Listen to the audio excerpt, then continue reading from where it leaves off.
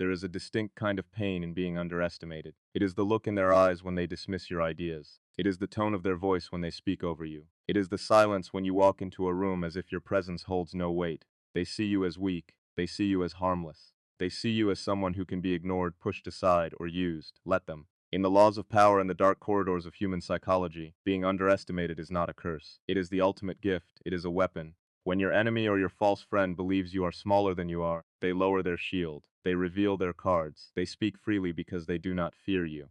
And this is exactly where you want them. The most dangerous person in the room is never the one shouting, bragging, or beating their chest. The most dangerous person is the one who sits quietly in the corner, observing, calculating, and waiting. The one who allows others to feel superior while secretly holding the keys to the kingdom. Today we are going to dismantle the psychology of underestimation. We are not just going to talk about how to deal with disrespect. We are going to learn how to weaponize it. We will explore how to use their arrogance against them, how to hide your brilliance behind a mask of mediocrity, and how to prepare for the moment, the single decisive moment where you reveal who you truly are.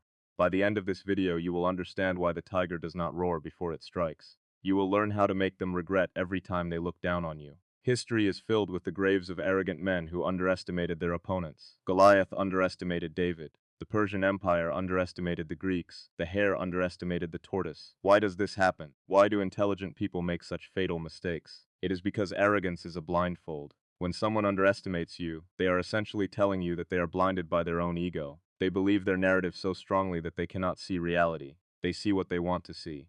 A victim, a subordinate, a fool. This creates your first strategic advantage, the Trojan horse. In ancient Troy, the Greeks did not win by overpowering the walls with brute force. They won by presenting a gift, a harmless wooden horse. The Trojans, in their arrogance, dragged the horse inside their gates. They celebrated. They slept. They thought the war was over and that they were the victors. But inside that horse sat the elite soldiers of Greece waiting for nightfall. You must become that Trojan horse. When people underestimate you, do not correct them. Do not get angry. Do not interrupt them to say, actually, I am smart. No, that is what a weak person does. A weak person craves validation. A powerful person craves control. If they think you are slow, be slow. If they think you are naive, be naive. Let them drag you into their circle. Let them speak freely in front of you. When you appear harmless, people relax. They stop filtering their words. They reveal their secrets, their insecurities, and their true intentions. They hand you the ammunition you will later use to destroy them. Accept the role they have given you. Wear it like a costume, but underneath, keep your mind sharp. Keep your eyes open. You are not who they think you are.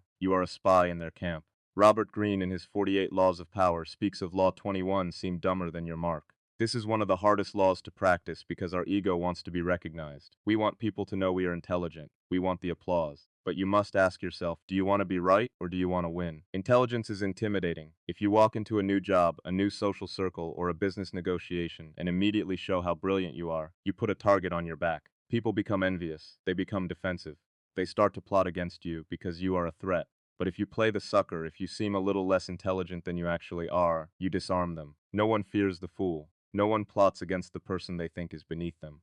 Imagine a colleague who always tries to explain things to you, treating you like a child. The average person gets offended. The strategist, however, leans in. They ask questions. Oh, I see. Can you explain that again? Wow, you're so good at this. How did you figure that out? By doing this, you feed their ego. They feel like a god, so they keep you around. They protect you because you make them feel smart. But simultaneously, you hide your competence while they are busy lecturing you. You are learning their methods. You are seeing their flaws. You are surpassing them in silence. There is a dark freedom in being the fool. You are invisible. You can make mistakes, and people forgive them because he doesn't know any better.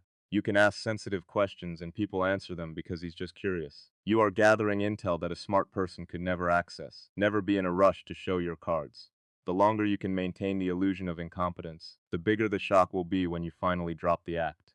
The biggest mistake people make when they are underestimated is that they talk too much. They try to prove themselves with words. They argue. They debate. They try to convince the other person of their worth. This is futile. You cannot talk a person out of their arrogance. You can only shock them out of it. Silence is not empty, it is full of answers. When you are quiet, people get uncomfortable. They start to fill the silence. They talk about themselves. They reveal their plans. A person who is constantly talking is a person who is constantly giving away power. A person who is listening is a person who is taking it. Think of the predator in the wild. Does the lion announce its presence to the gazelle? Does it roar from a mile away? No. It moves through the grass without a sound. It blends in with the environment. It waits until the gazelle is grazing, comfortable and unsuspecting. When you are being underestimated, your silence is your camouflage. Stop telling people your plans. Stop posting your every move on social media. Stop telling your friends about your next business idea. Every time you speak about your goals, you dissipate the energy needed to achieve them. And worse, you give your enemies a chance to sabotage you. If they don't know what you are doing, they cannot stop you. If they don't know where you are striking, they cannot defend. Build a fortress of silence around your ambitions. Let them think you are doing nothing. Let them think you are stagnant. Let them joke about your lack of progress. Let them say he's just drifting. Let them believe it. Because while they are talking, you are working. While they are sleeping, you are building. You are sharpening the blade in the dark. So you are playing the fool. You are silent. But what are you actually doing? You are accumulating. To make them regret underestimating you, you cannot just pretend to be better. You must become undeniable. This is the phase of the grind in the shadows. When people underestimate you, they usually exclude you. They don't invite you to the important meetings. They don't include you in the big decisions. This gives you something very valuable: time. While they are busy with office politics, social dramas, and maintaining their fragile egos, you have the freedom to improve. Read the books they are too lazy to read. Learn the skills they think are beneath them. Understand the psychology of the people around you. Analyze your opponent. What are their weaknesses? The arrogant person usually has a fatal flaw. Maybe they are disorganized. Maybe they are bad with money. Maybe they treat their subordinates poorly. Maybe they are impulsive. Identify that weakness. Do not point it out. Do not help them fix it. Just observe it. Note it down in your mind. That weakness is the crack in their armor. And one day you will put your finger right into that crack and tear it open. But to do that, you need leverage. Competence is the only currency that matters. In the end, you must become so good, so efficient, and so knowledgeable that when you finally step into the light, your value is absolute. Think of it like an iceberg. They only see the 10% above the water, the quiet, unassuming version of you. They have no idea about the 90% that is hidden beneath the surface. The discipline, the study, the obsession, the burning desire to win. Build your mass under the water. Let them crash into you. Sometimes to win the war, you must lose a battle. There will be moments when the person who underestimates you will try to dominate you publicly. They might make a joke at your expense. They might take credit for your work. They might try to embarrass you. The instinct is to fight back, to snap, to defend your honor. Resist that instinct. If you fight back too early, you reveal your strength. You show them that you have teeth. And if they see your teeth, they will bring a bigger stick. You are not ready for the final war yet. Instead, use the tactic of false surrender. Smile, nod. Let them have the petty victory. Say, "You're right, I messed that up." Or, "Good joke, you got me." When you surrender, you kill their aggression. You satisfy their ego instantly. They think they have put you in your place. They relax. They put their weapon down. They turn their back on you. And that is exactly when you can start to maneuver. False surrender is a control tactic. By controlling their emotions and making them feel dominant, you control the situation. You are not losing. You are positioning. You are moving your chess pieces while they are busy celebrating a pawn capture. Do not let your pride destroy your strategy. Swallow the bitter pill now so you can feast later. Remember, the ultimate revenge is not a witty comeback in an argument. The ultimate revenge is a total shift in power dynamics where they end up needing you. We have established the foundation. You are now the Trojan horse. You are wearing the mask of the fool. You are silent. You are observing their weaknesses and building your own strength in the shadows. You have lulled them into a deep, comfortable sleep with your false surrenders. But a weapon is useless if it is never fired. Preparation is nothing without execution. You have been patient, you have been quiet. Now it is almost time to make them regret it. Preparation is a silent process, but the strike must be a sudden storm. You have spent weeks, months, or perhaps even years in the shadows. You have watched them laugh at your expense. You have felt the weight of their condescension. But while they were enjoying the view from their imaginary throne, you were rearranging the ground beneath their feet. Now the time for masquerading is over.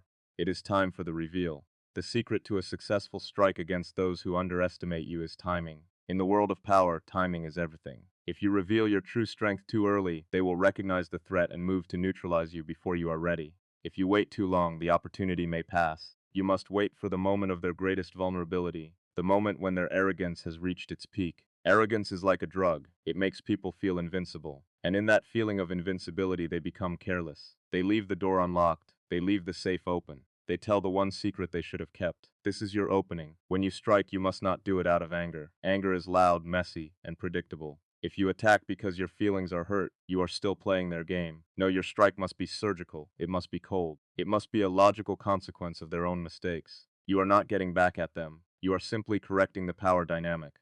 The best way to make them regret underestimating you is not to tell them they were wrong, but to show them that they are now beneath you. Imagine a scenario where they expected you to fail.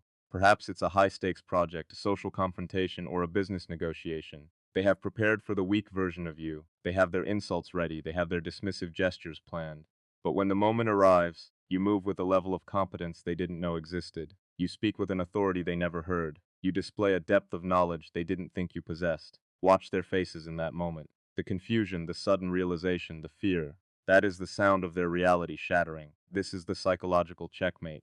You have used their own bias against them because they thought you were a fool. They didn't prepare for a genius because they thought you were a follower. They didn't prepare for a leader. You haven't just won. You have invalidated their entire judgment of human character. You have proven that their superior eyes were actually blind. This is the moment they begin to regret, not because you were mean, but because they realized they gave a lethal weapon to someone they thought was a toy. But the strike is only half the battle. To truly make them regret underestimating you, you must handle the aftermath with total composure. When they realize their mistake, they will react in one of two ways. They will either try to become your friend out of fear, or they will try to sabotage you out of spite. You must be ready for both.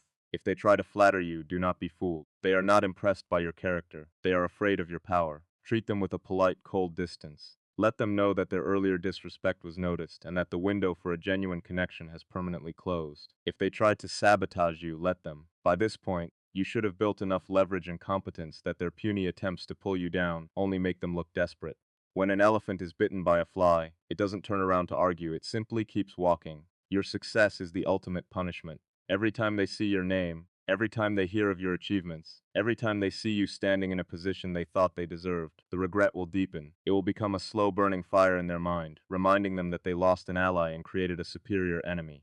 Never explain yourself, never say, "I told you so." Never seek their apology. An apology is a weak man's comfort. You don't need their words, you have the results. The most powerful response to someone who finally realizes they underestimated you is a slight knowing smile and then total indifference. Indifference is more painful than hatred. Hatred means you still care. Indifference means they no longer matter. By removing them from your emotional world, you strip them of their last bit of significance.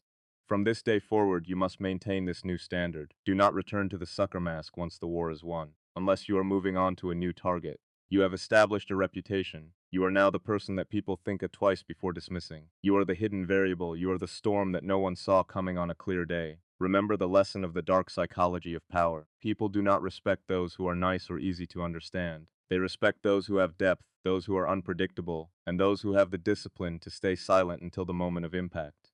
Being underestimated was your greatest advantage. It allowed you to grow without interference. It allowed you to build your empire in peace. Now, as you stand in the light of your own competence, look back at those who doubted you.